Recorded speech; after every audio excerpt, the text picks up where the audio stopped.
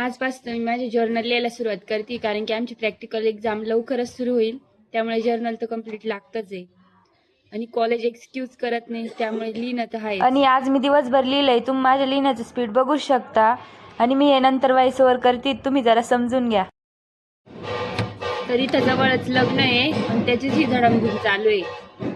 आणि हे एवढे जर्नल लिहून आणि काहीच होत नाही. 5 मार्क्स पण देत नाही, 4च देता, काही काही 3च देता. तरी पण लिहावं लागतं. काय करणार आहे? एवढा जर आपण अभ्यास केला ना फ्रेंड्स, तर 10 आउट ऑफ 10 पॉइंटर नक्कीच आहे. आता रूल्स अँड रेग्युलेशन फॉलो करणंच आहे. आपण स्टुडंट आहे, कोण करेल मग फॉलो? आपल्यालाच करणं आहे. त्यामुळे चालू आहे हे सगळं.